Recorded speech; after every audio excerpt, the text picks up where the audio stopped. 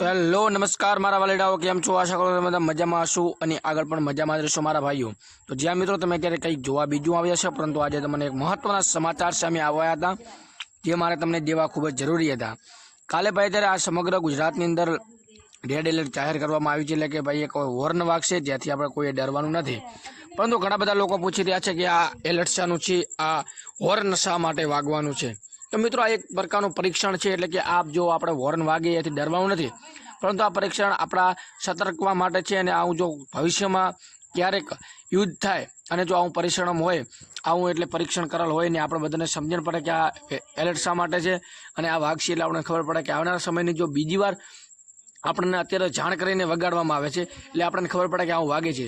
પરંતુ જો આવનારા સમયની અંદર જાણ વગર અચાનક વાગે તો એનો મતલબ કે આ યુદ્ધની એક શંકા છે કે આટલા વિસ્તારની અંદર રેડ એલર્ટ જાહેર કરવામાં આવ્યું છે કે આટલા વિસ્તારની અંદર અચાનક યુદ્ધ કેવી પરિસ્થિતિ સર્જાય તો તમારે શું કરવું, આવું એલર્ટ વાગે તો એ જગ્યાએ શું કરવું, એના પગલાં નિરૂપે અત્યારે એવું એલર્ટ જાહેર કરવામાં આવ્યું છે અને આવું હોર્ન વગાડવામાં આવશે.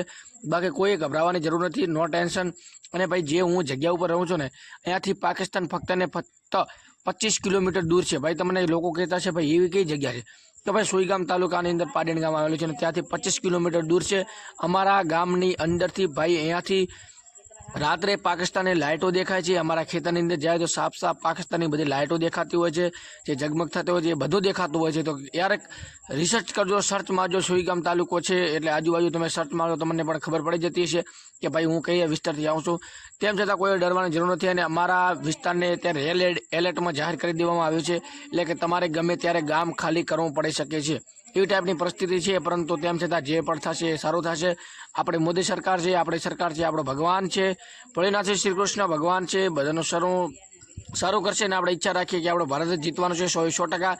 બાકી તમે તમારું નામ અને ગામ કોમેન્ટની લખી દેજો. આપણે કાલે જ વિડીયો બનાવવાના છે, એના બધાના નામ લેવાના છે. જેટલા પણ લોકો કોમેન્ટ કરશે એનું નામ અને ગામ, તો એનું નામ અને ગામ આપણે લાઈવ પ્રૂફ સાથે લેવાનું છે. તો ભાઈ કાયદેસરનું નામ અને ગામ કોમેન્ટ કરી નાખજો. ખાસ સબસ્ક્રાઈબ કરેલ છે એનું નામ લેવામાં આવશે, એટલે સબસ્ક્રાઈબ અને કોમેન્ટ કરી નાખજો, એટલે તમારું આવનારા વિડીયોની અંદર લાઈવ રેકોર્ડિંગની સાથે તમારું નામ લેવામાં આવશે.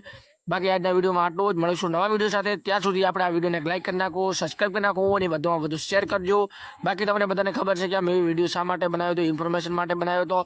અને બસ તમારે કોઈ બીજું જાણવું હોય તો કોમેન્ટ કરી નાખજો. બાકી આ વિડીયો વિશે કોઈ પ્રશ્ન હોય તો એ પણ કોમેન્ટ કરજો. બાકી આ વિડીયોને શેર કરો, લાઈક કરો અને સબસ્ક્રાઈબ કરવાનો ખાસ ભૂલતા નહીં મારા ભાઈઓ. નમસ્કાર, જય માતાજી.